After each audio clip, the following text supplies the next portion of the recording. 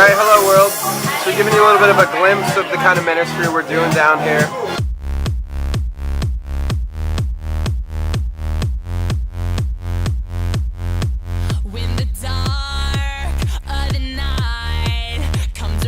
So, Antal for Bangkok. So, and translator for crazy guy.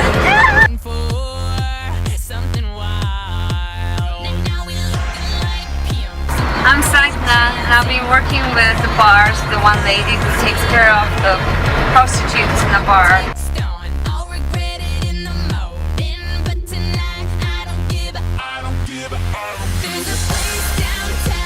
I'm Natalie, and 2 nights ago I saw this girl named Bibi. She was 20 years old, and just getting to hear some of her life story. Shoulder, put the knees, and toes. Okay, ready? Eye, ears, mouth. My name is Amanda, and I've been getting to talk to these girls and see how beautiful they are, and just really hearing their heart and their story about where they've come from and why they're here.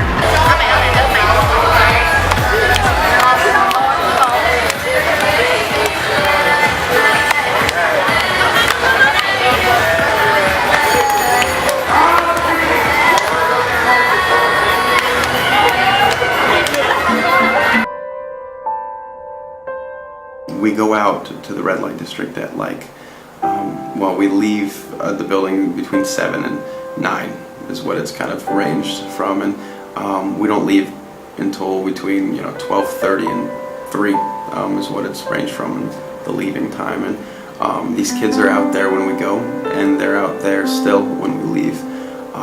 So Ott and Bon came and tried to sell me flowers, and they sell them for about 10 baht a piece. And basically 10 baht is 30 baht is about $1, and so 10 baht, would be 35 cents or something like that. They're selling these roses to men and women that are coming and paying for sex, basically. And these little kids are near half-naked men and women. They're near lady boys, and they're near women that are getting felt up by Westerners and local men that are coming to pay for sex. And that's just the truth. And I guess this is what I want to share.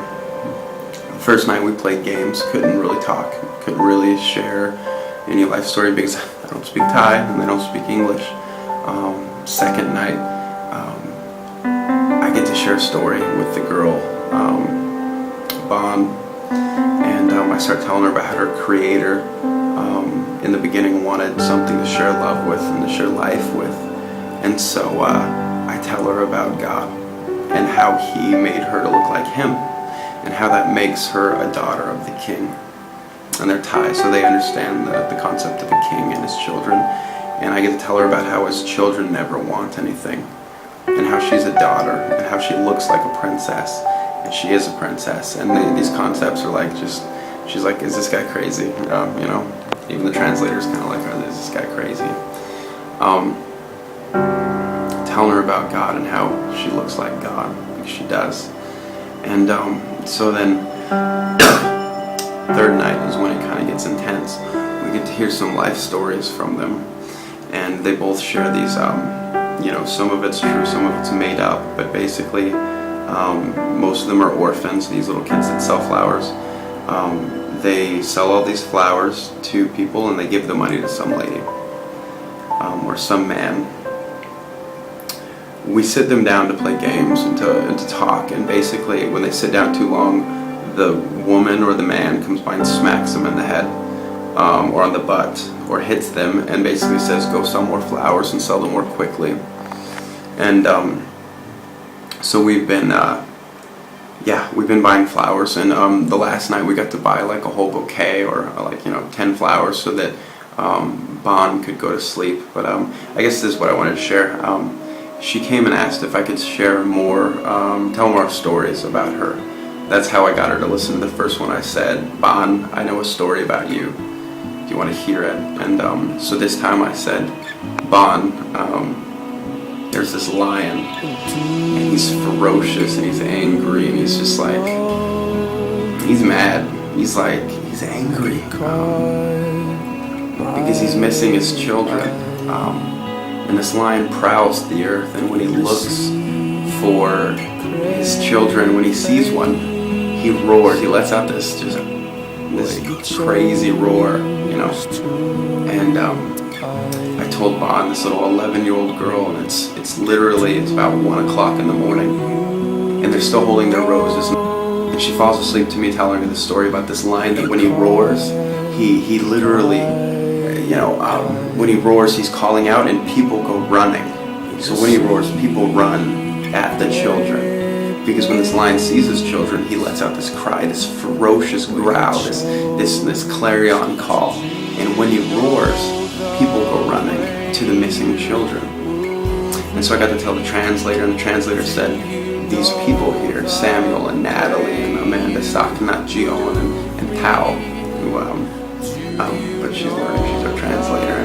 And basically, we're the ones that heard the growl, and she's the missing child. And we got to go tell her that. And as we say that, she falls asleep and she says Tao, or she says to Tao, to tell us. She says, I want to be a daughter. And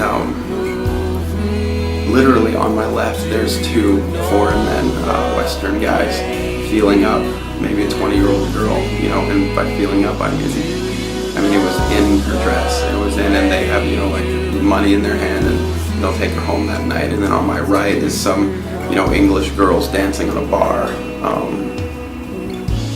And then just down the way, you see the rest of our team, and they're getting their nails painted by these girls that work in the bars, and they're just sharing stories and getting to know them, and they've been doing that all week. And for me and the translator Tao and Natalie, I think we're just getting broken for these kids.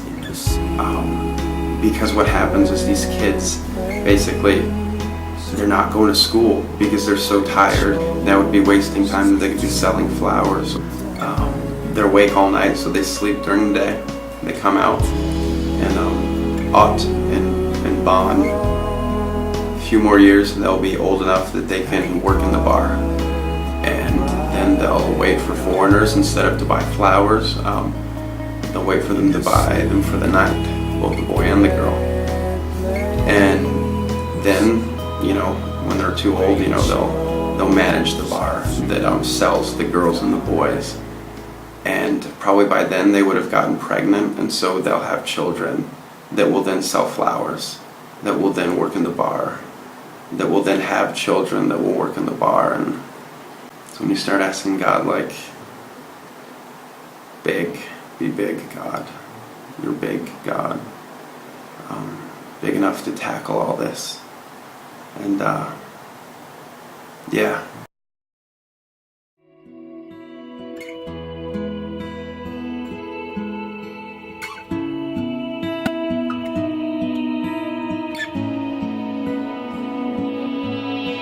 Do you know how you caught my eye in the sea?